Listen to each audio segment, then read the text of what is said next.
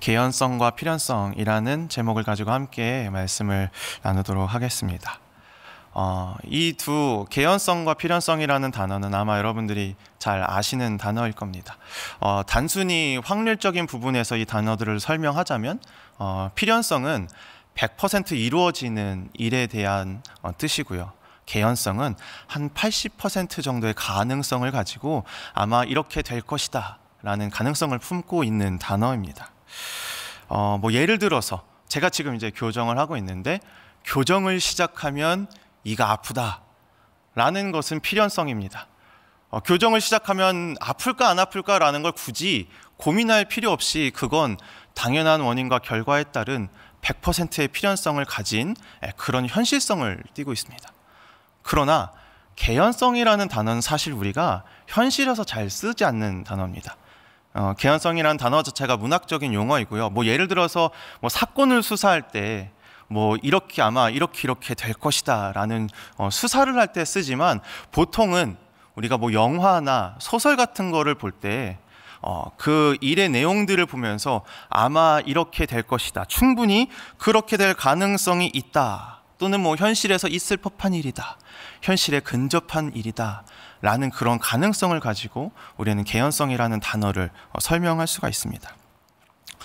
제가 굳이 이 개념이 다른 두 개의 단어를 먼저 말씀드리는 이유는 필연성과 개연성, 현실성과 허구성이라는 의미를 담고 있는 이 단어를 통해서 오늘에 나오는 성경의 인물들이 어떤 신앙을 가지고 있고 또 그에 비교해 우리는 어떤 신앙을 가져야 되는지를 한번 살펴보기 위해 설명을 드리고 있습니다.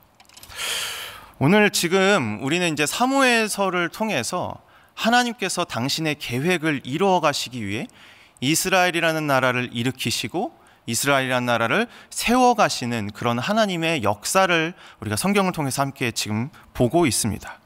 그리고 그 하나님의 계획에 속한 자들, 이스라엘 백성들 중에는 정말 그 하나님께서 살아계시고 우리의 현실과 우리의 삶 가운데 역사하시고 반드시 그 계획하실 것을 이루실 것을 확신하면서 그런 하나님을 현실 가운데 살아내는 그런 믿음을 가지고 살아가는 이들이 있는가 하면, 하나님의 백성임에도 불구하고 그들이 역사 속에서 부모님을 통해 또는 누군가를 통해 하나님이 어떤 분이신지를 충분히 배웠음에도 불구하고, 알고 있음에도 불구하고 그의 현실에서는 전혀 하나님이 없는 삶을 살아가고 있는 그런 사람들이 있습니다.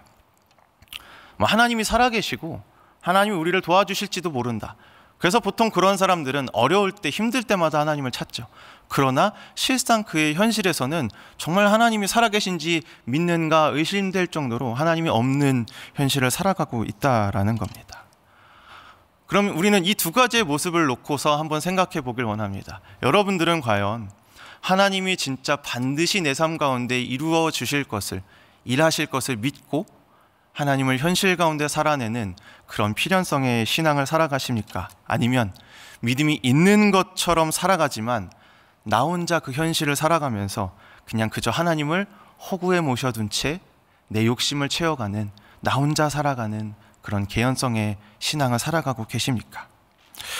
오늘 본문에 나오는 인물들의 이야기를 통해서 현재 지금 내 신앙의 방향성은 어떠한지를 점검하고 이 가운데 내가 오늘 기도해야 될 제목들을 찾아내는 시간 되셨으면 좋겠습니다. 오늘 본문의 배경은 그렇습니다. 이스라엘의 초대 왕이었던 사울 왕이 죽었죠. 그리고 그 이후에 다윗이 슬퍼하고요.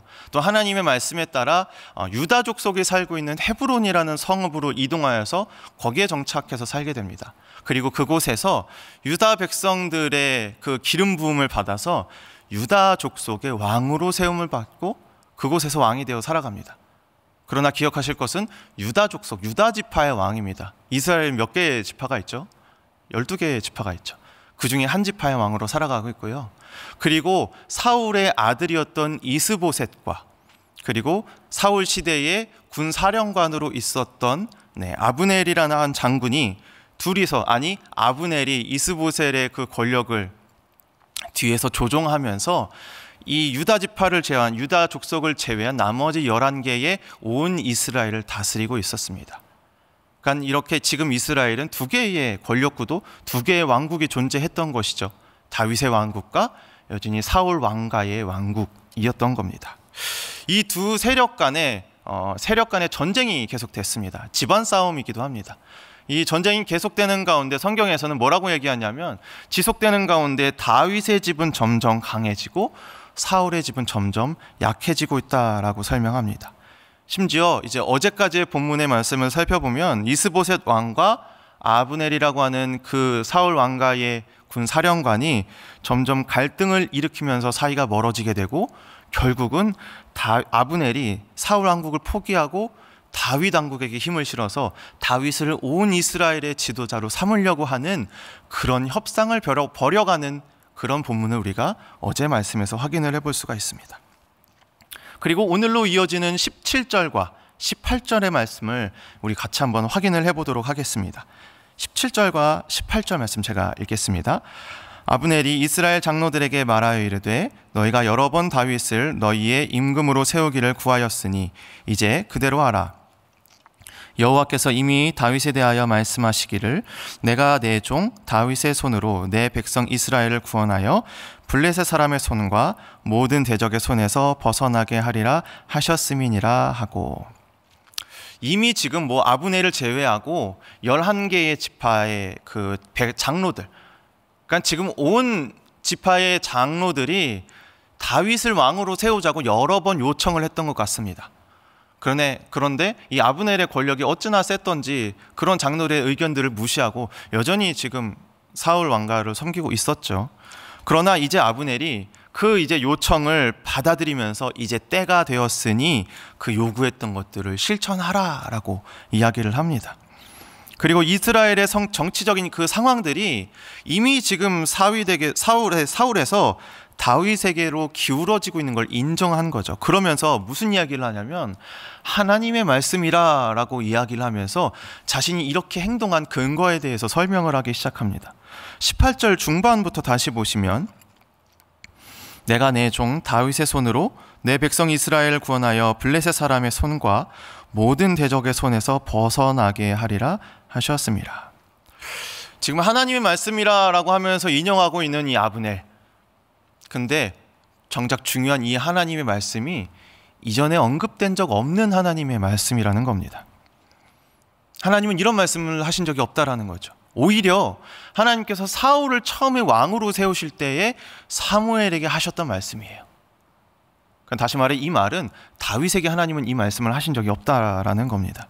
그럼 우리는 지금 이 상황을 어떻게 이해해야 될까요?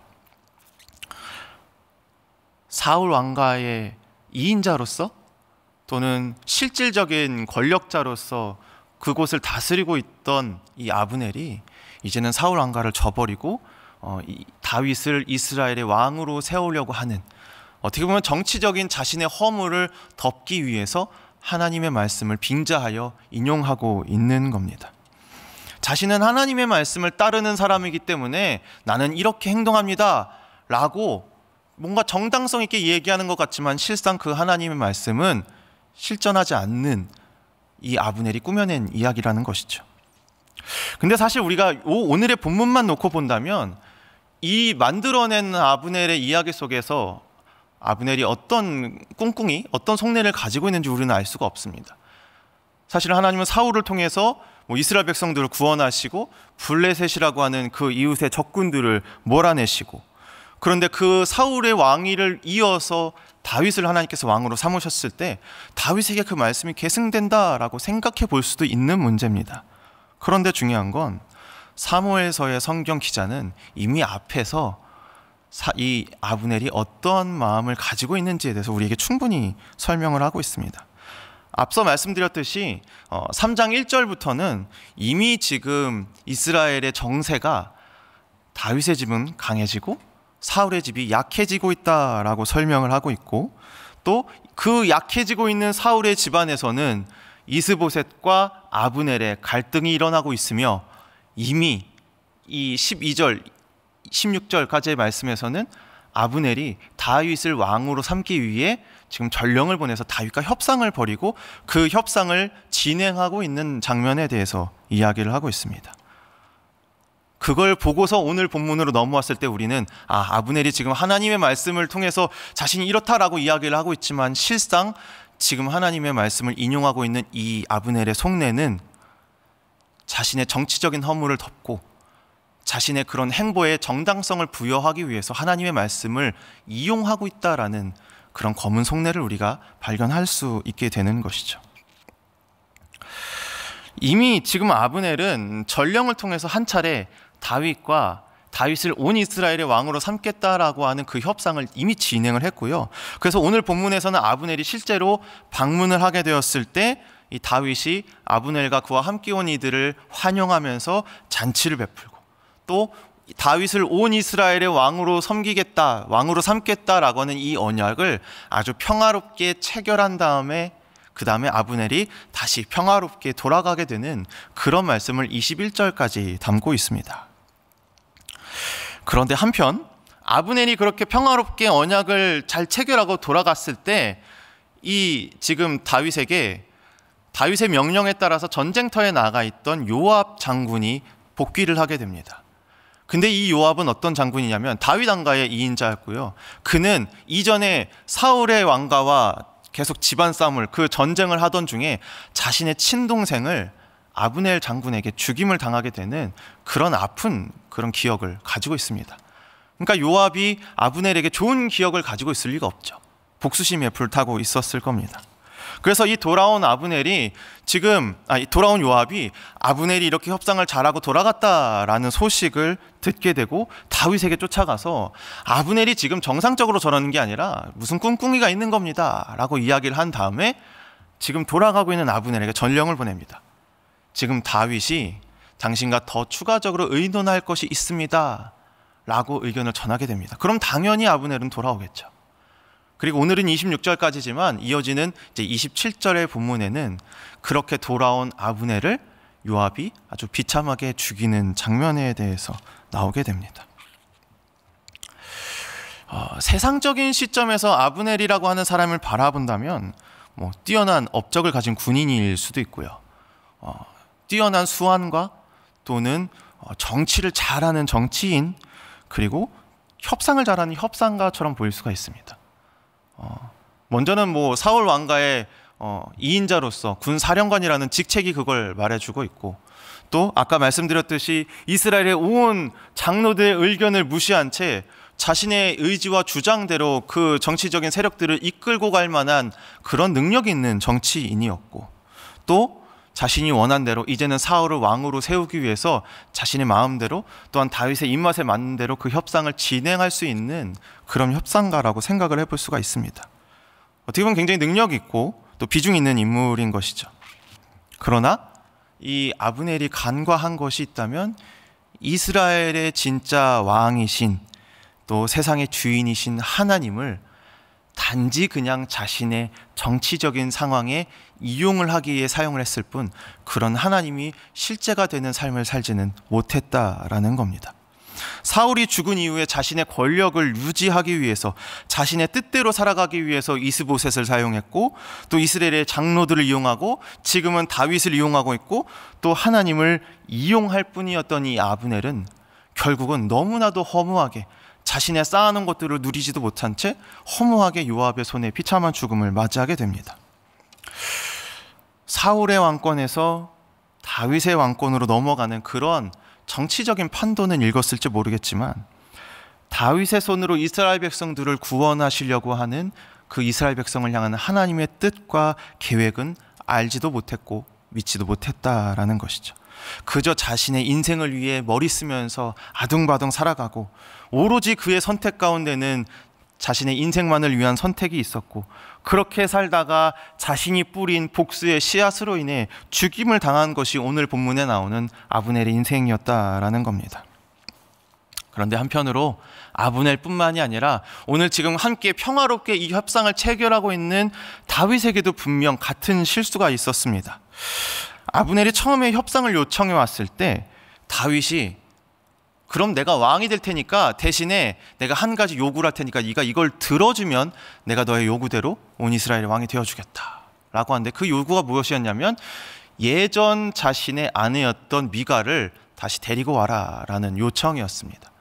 이제 어제 본문에 나오는 내용인데요, 어떻게 보면은 표면적으로는 굉장히 좀 로맨틱해 보일 수 있죠. 이전에 자신과 헤어졌던, 사울 때문에 어쩔 수 없이 헤어졌던 자신의 어떤 그 부인을 데려오고자 했던 그런 다윗의 어떤 로맨틱으로 볼 수도 있겠지만, 실상을 들여보면 지금 이제 온 이스라엘의 왕이 되려고 하는 다윗이 자신이 그 왕의 그런 정당성을 부여하기 위해 사울 왕의 딸이었던 미갈과 결혼함으로써 다른 잡음을 없애고 자신의 힘으로 그 왕권을 안정화시키기 위해 그 미갈을 요청했다라는 것을 알 수가 있습니다. 이미 지금 미갈은 사실 오랜 시간 타인의 아내로 살고 있었고요. 그리고 16절 말씀을 보시면 지금 그 아내를 뺏기는 그 남편의 심정도 거기에 담겨져 있죠.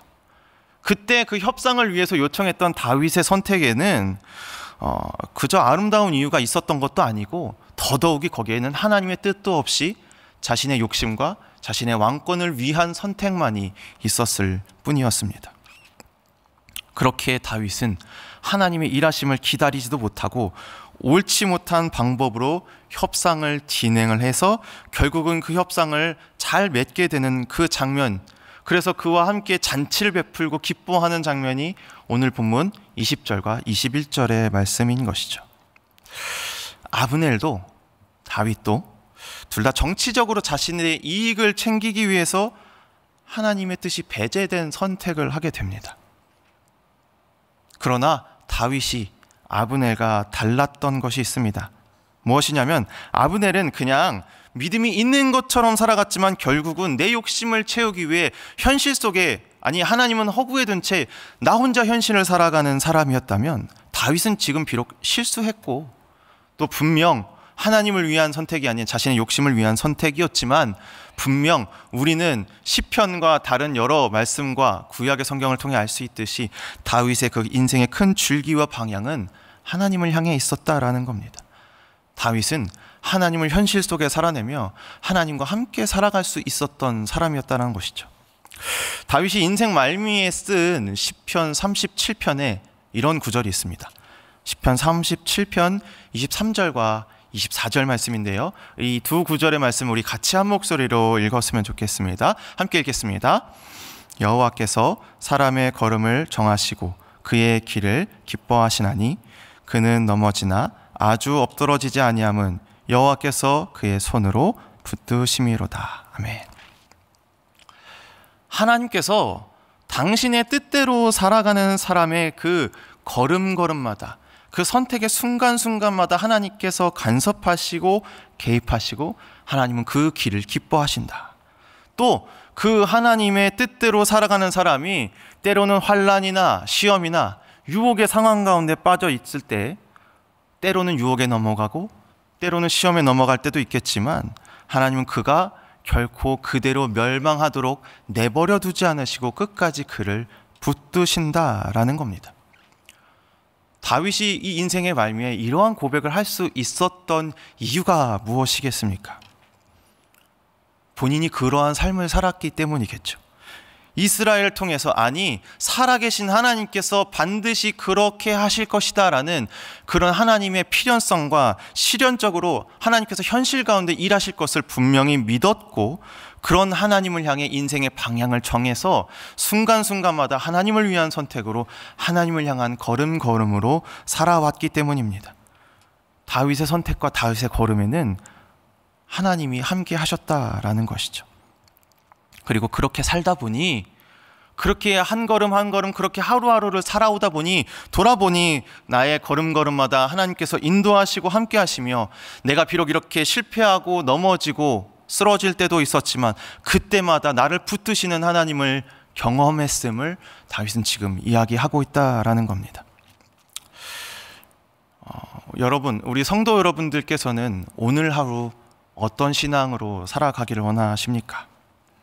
내 현실 가운데 반드시 일하실 하나님을 기대하면서 그분을 위해 일하고 선택하는 그런 필연성의 신앙을 가지고 살아가시겠습니까? 아니면 믿음이 있는 것처럼 하나님이 일하실 것을 기대하는 것처럼 살아가지만 현실 속에서는, 아니 오늘 예배가 끝나고 정작 내 일상에 돌아가서는 하나님이 없는 다른 일반인들과 똑같은 삶을 살아가고 하나님이 없는 나 혼자 현실을 살아가는 그런 개연성의 현실의 신앙을 살아가시겠습니까? 이 시간 여러분들의 기도와 또 오늘 하루 살아가실 여러분들의 삶이 아브네처럼 썩어 없어질 것을 위해 하나님을 이용하는 그런 신앙이 아니라 지금도 서서히 비록 더뎌 보일지 모르지만 내가 느끼기에는 참 그것이 너무 느려 보일지 모르겠지만 신실하고 꾸준히 이 땅을 위해 하나님의 구원의 계획을 실현해 가고 계시는 그런 하나님을 신뢰하면서 그분을 위한 선택과 발걸음으로 오늘 하루 한 걸음 한 걸음을 살아가시는 그런 성도 여러분들이 되시기를 간절히 소망합니다. 이 시간 함께 기도하도록 하겠습니다. 오늘 하루 오늘 말씀을 기억하면서 하나님께서 주신 힘과 능력으로 분명 하나님께서는 내 삶 가운데 일하실 것임을 기대하고 굳건히 믿는 마음으로 하루를 살아가게 해달라고 기도하시면서 여러분들의 개인의 기도 제목을 가지고 기도하며 나아가도록 하겠습니다. 기도하시겠습니다. 살아계신 아버지 하나님 감사합니다.